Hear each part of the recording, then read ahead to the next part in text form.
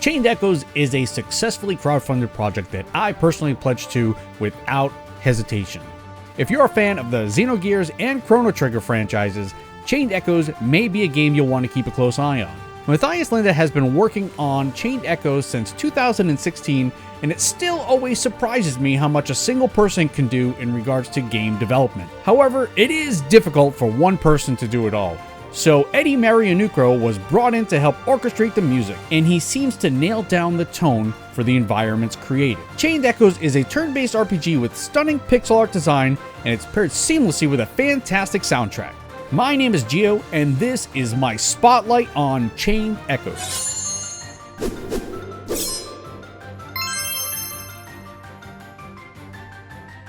On the surface, Chained Echoes seems like your straightforward fantasy turn-based RPG. But once you start looking at all the additional features, you end up with a very robust RPG.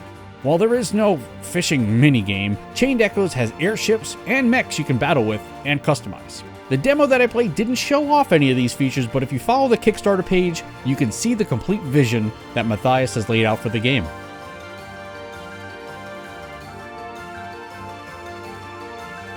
Before I get into any real specifics about Chained Echoes, let's talk about the mastermind behind it all. With a background in illustration, motion design, and a passion for great storytelling, Matthias Linde hopes to put together a memorable narrative with engaging gameplay mechanics.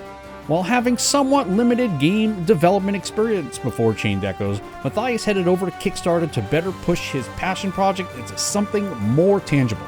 When asked what the inspiration was for creating a game, Matthias states that he alone is his own target group, having grown up playing titles from the SNES and PlayStation era. Long story short, Chained Echoes was successfully funded, reaching many stretch goals, and most important, at least to me, getting Chained Echoes on the Nintendo Switch.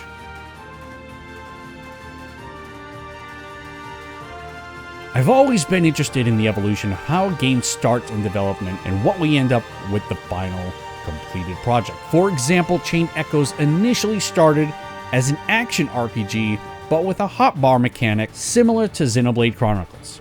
Worried that progress would be slowed down, Matthias changed to the menu-driven turn-based combat that we know now.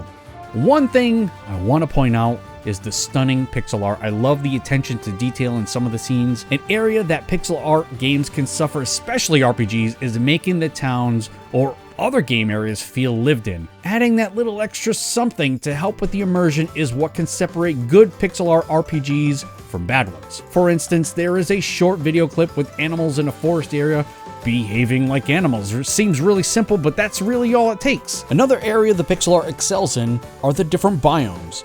Areas in Chained Echoes range from a small town to hidden caves to even cliffs high in the sky. They are beautiful and they all feel very different from one another. Now let's get into the turn-based combat. It's a little more strategic than I initially thought. There are no random battles and no battle arenas, similar to what Chrono Trigger does. The focal point to combat is the overdrive bar. When combat begins, you start to use your offensive attacks and you build up on the overdrive meter. When you get to a certain zone that is colored green, it's best to try and keep it in that area. By doing so, you will gain additional damage against the enemy, take less damage, and spend fewer points on actions that require TP. If you stretch your party beyond the overdrive zone, you'll be vulnerable to attacks and take more damage. Most actions will bring the cursor on the meter up, but only a select few will bring the cursor back, particularly the actions in yellow.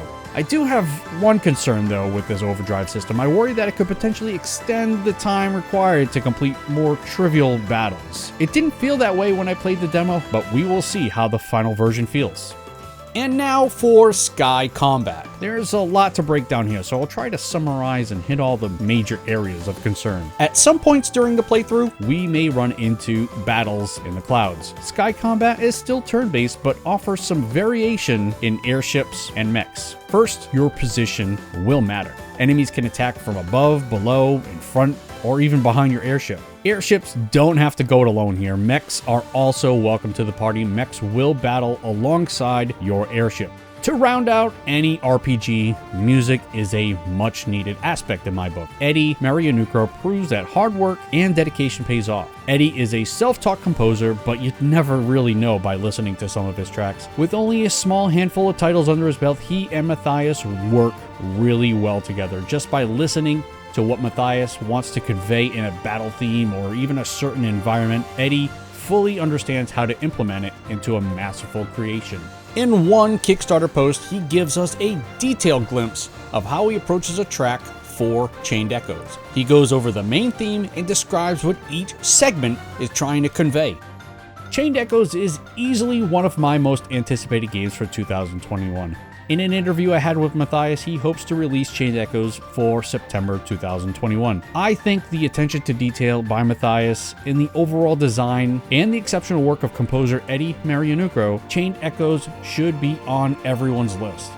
I encourage all that are interested in Chained Echoes to follow Matthias and Eddie on all their social platforms, which can be found in the video description. You can also read an interview I had with Matthias and Eddie at SwitchRPG.com, as well as a transcript of this video. Thank you so much for watching, and please consider subscribing.